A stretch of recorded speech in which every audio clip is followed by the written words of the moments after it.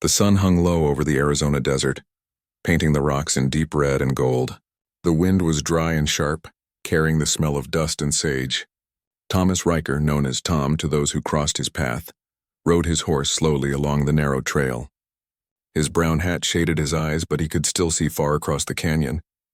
He had been riding alone for days, his heart heavy with the kind of silence that only men who have lost too much understand. Tom was not born a fighter, but the land had shaped him into one. Life on the frontier was not easy. It made people harder, colder, and careful about whom to trust. He had once laughed easily, but after losing friends to conflicts with Apache warriors, the laughter had faded from his life. Now, he trusted no one except his horse and the iron revolver at his hip. It wasn't just a weapon to him, it was a shield against the world. The sky was changing. The warm colors of the evening began to fade into purple and blue. The air grew cooler as shadows stretched long across the ground. Tom guided his horse to a slow stop near a creek. He planned to rest there for the night, build a small fire, and keep moving by dawn. But as he leaned down to fill his canteen, something caught his eye. At first, it was just a small movement, a faint shift in the brush. Then came the soft sound of footsteps, light and careful, like someone trying not to be seen. Tom's body stiffened. He slowly straightened up, scanning the area with sharp eyes. His fingers brushed against the revolver's handle, ready for trouble. He had learned the hard way that quiet places often held the loudest danger. A shape stepped out from behind a cluster of rocks. It wasn't a man with a gun or a soldier with a badge. It was a woman. She wore a worn buckskin shawl that had clearly seen many long days and cold nights. Her black hair was braided loosely and dust covered her clothes. Her face was calm but tired, like someone who had walked too far for too long. Her eyes met his, dark, deep, and steady. Tom's breath caught in his chest. He didn't lower his hand from the gun, but something in her eyes made him pause. She didn't run. She didn't hide. She simply raised both her hands slowly, palms facing him. It was a quiet gesture that said she carried no weapon and meant no harm. Her voice, when it came, was soft and shaky but brave. "Don't shoot, cowboy," she whispered. "Let me live, and I'll give you a family." The words hung in the air like a sudden wind. Tom blinked, not sure he had heard her right. In this wild land, he was used to threats, not promises. Her voice had no fear, only a strange strength. It wasn't a trick. It was a plea from someone who had nothing left to lose. Tom didn't speak at first. He had always been careful with strangers, especially in a place where trust could mean the difference between life and death. But there was something different about this woman. Her eyes did not lie. They told a story of hardship, of long nights under the stars without food, of danger and running from something she could not fight alone. She took a small step forward. Tom didn't move. He simply watched her closely, trying to understand. "My name is Ayanna," she said slowly, as if choosing each word carefully. Her accent was clear, her English broken but strong. "I have no tribe now. No home. Soldiers came, many gone. I walk." Her words painted a picture in Tom's mind. He had heard stories of raids, of soldiers and camps. He didn't know the full truth, but he could see the weight she carried. She was alone in a world that gave little mercy. Tom had always believed he hated her people. He had lost friends because of fights along the border. But looking at her now, standing under the fading sun with tired eyes and empty hands, he didn't see an enemy. He saw a human being who had walked through fire and somehow survived. The desert grew quiet around them. The only sounds were the slow breathing of his horse and the rustle of wind through dry grass. Tom lowered his hand from the revolver. Not fully, just enough to show he was listening. That single movement made Ayanna breathe a little easier. She took another cautious step forward, careful like a deer near a hunter. "You have nowhere to go?" Tom finally asked, his voice low. She shook her head. "No. You're not with your people?" "They are gone," she said simply. "I walk many days. I find water. I find you." Tom didn't know what to say. He wasn't used to moments like this. His life was made of hard work and hard choices. But this moment felt different. Something in his chest tightened. He thought of the long, empty nights he had spent alone on the ranch, of the wind howling like a lonely song. He thought of how tired he was of fighting ghosts. He finally stepped toward her. "If I let you live," he said slowly, "what will you do?" Ayanna met his gaze without fear. "I work. I help, I live. You live, not alone, not alone." The word struck him harder than any bullet could. She wasn't begging for pity. She was offering something else, something quiet and fragile but powerful. A chance for both of them to be more than just survivors. Tom glanced at the sky. Night was coming fast. Coyotes would be out soon, and the desert was no place for anyone to wander alone. He could ride away, leave her to whatever fate waited in the darkness. It would be the easier choice, the safer one. But as he looked at her again, thin and tired but standing tall, something inside him refused to turn away. "Come with me," he said at last. She hesitated, not sure if she could trust him, but she nodded slowly. Tom led his horse forward and offered her a place to walk beside him. They moved toward a patch of flat land near the creek where he planned to set up camp. Neither spoke much, but the silence was not empty. It was the kind of silence that carried a beginning. As Tom gathered wood for the fire, Ayanna sat a short distance away, watching carefully. Her hands shook slightly, not from fear, but from exhaustion. When the fire finally crackled to life, a soft orange glow wrapped around them. The cold night air pressed in, but the fire kept it at bay. Tom handed her a piece of dried bread and a small tin cup of water. She accepted it with both hands, as if it were something precious. For a long time they ate in silence. He studied her face in the firelight.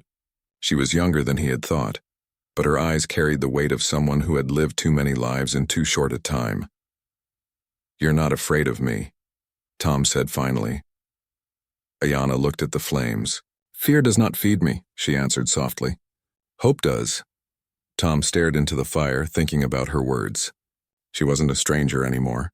She was a story he didn't expect to find. The desert had brought them together in the most unlikely way. A tired cowboy with a bitter heart, and a woman who had lost everything but her courage. The wind grew colder, and the stars filled the sky. The two of them sat close to the fire, not as enemies, not as strangers, but as two souls who had found each other at the edge of the world. Tom didn't know what tomorrow would bring, but for the first time in a long while, the night didn't feel so empty. As the fire burned low, Ayanna's head tilted slightly, her voice barely louder than the wind. "Thank you," she whispered. Tom didn't answer right away. He didn't have the right words. But deep inside, something warm stirred, a quiet feeling he hadn't felt in years. And in that moment, he knew this night would change both of their lives forever. The first rays of the morning sun spread across the desert like golden paint on a quiet canvas. The air was cool, and the sky held a soft blue that promised another hot day ahead. Tom woke up to the gentle crackling of the dying campfire and the sound of Ayanna moving quietly near the creek. She was gathering water, her steps light and careful as if she belonged to the land itself. For a moment, Tom just watched her. He couldn't understand why he hadn't left her the night before. It would have been easier to ride away, to avoid questions from people in the nearby town. But something about her, her calm strength, her steady eyes, her quiet words had made him stay. He didn't know where this path would lead, but he felt it was one he had to follow. As Ayanna returned with the water, Tom offered her a small smile. It was awkward at first, he wasn't used to smiling. She smiled back, not wide, just a soft curve of her lips that spoke louder than any words. They shared a simple breakfast of bread and dried meat. No big plans, no promises, but the air between them felt less heavy. Tom decided to take her back to the small ranch he had built near the river, a few miles away. It wasn't much, just a wooden cabin, a corral for the horses, and a few acres of land he had cleared over the years. It was quiet and far from town. Maybe that was why it felt like the right place for her to stay. The journey took most of the day. Ayanna walked beside the horse without a complaint. She didn't ask for anything, but her sharp eyes caught every small detail around them. The tracks in the dirt, the shape of the distant hills, the birds circling above. She moved like someone who understood the land better than most. Tom noticed it, and for the first time in a long time, he didn't feel alone on the trail. When they reached the ranch, the sun was dipping low again. The cabin stood like a quiet friend waiting for them. Tom opened the door and Ayanna stepped inside, her eyes taking in everything. The rough wooden table, the old stove, the faded rug on the floor. It wasn't much, but to her it felt like shelter. "This place," Tom said slowly. "It's not fancy, but it's safe," she nodded. "Safe is good." From that day, life began to shift. Ayanna didn't just sit around. She started helping without being asked. She gathered firewood, cooked meals with the little they had, and even mended old things Tom had been too busy or too tired to fix.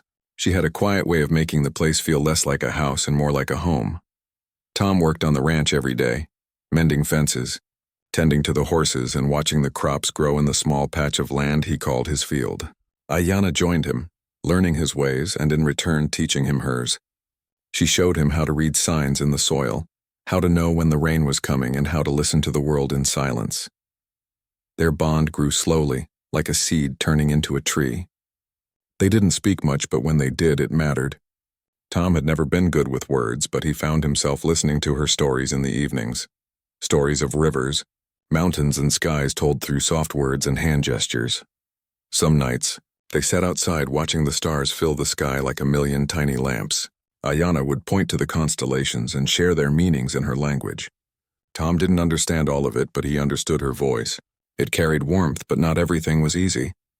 The nearby town wasn't kind to people who were different. When Tom rode into town one morning to buy supplies, he heard whispers. People saw her walking with him days earlier. A few men shook their heads. Others said things under their breath. Tom felt the weight of their stares. When he returned home, he found Ayanna by the river washing clothes. He sat beside her, his boots sinking slightly into the wet sand. "People in town," he said carefully, "they may not like this. You being here?" Ayanna looked at him calmly. "I know," she said. "Does it scare you?" She shook her head. "I have walked alone before. I am not scared now." Her words surprised him. She wasn't asking him to protect her. She was saying she had strength of her own. It was in that moment Tom realized he wasn't the one saving her. She was saving him too, in a quiet way he hadn't noticed before. Days turned into weeks. Weeks turned into months. The small cabin by the river became a place of laughter, soft words, and shared silence. Tom found himself smiling more. He stopped keeping his revolver so close at all times. He started planting new seeds in the soil, not just for crops, but for a new kind of life. Ayanna learned more English, and Tom learned a few words from her language. They built something steady between them. Not loud, not rushed, but real. Sometimes they rode together on the open plains, the wind blowing through their hair, the world wide and beautiful around them. One spring morning, something changed again. Ayanna placed Tom's hand gently on her stomach and whispered a few quiet words. He didn't understand all of them, but her smile told him everything. They were going to have a child. Tom felt a wave of emotion he couldn't explain. He had lived a life of empty nights and hard days, never imagining something so soft and beautiful could happen to him. He wrapped his arms around her, and in that moment the ranch didn't feel so big and quiet anymore. It felt alive. As months passed, Tom worked harder than ever. He wanted to build a better place for her and the child who would soon join them. He fixed the roof, built a small rocking chair, and planted more crops. Ayanna, though tired, moved with a peaceful glow that filled the cabin like sunlight. The townspeople still whispered, but something slowly changed. When Tom rode into town now, people saw the quiet determination in his eyes and the peace in his life. A few still turned away, but others nodded at him. Some even offered small smiles. They could not ignore the strength of what he had built. When their child was born on a warm summer night, the stars seemed to shine brighter.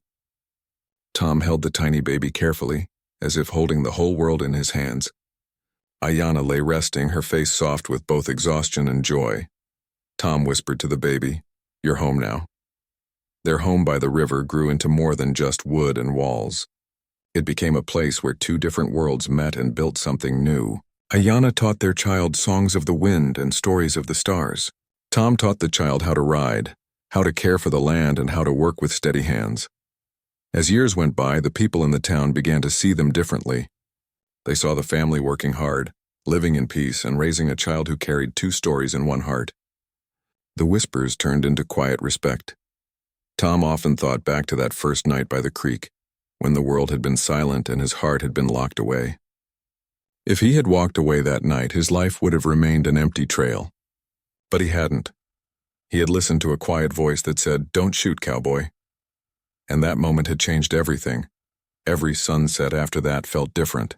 The land was still rough and the world was still hard, but there was love now. There was family. Ayanna and Tom stood together, their child running through the fields, laughter floating in the air like music. Tom understood something he had never understood before. Sometimes life doesn't change with loud promises or grand gestures. Sometimes it changes in a single quiet moment, when one heart decides to trust another. And so, on the edge of a wild desert, where fear had once lived, a family grew. Their love was not built on power or wealth, but on kindness, courage, and quiet strength. A cowboy who once walked alone and an Apache woman who refused to give up had found each other and built a story that no storm could take away.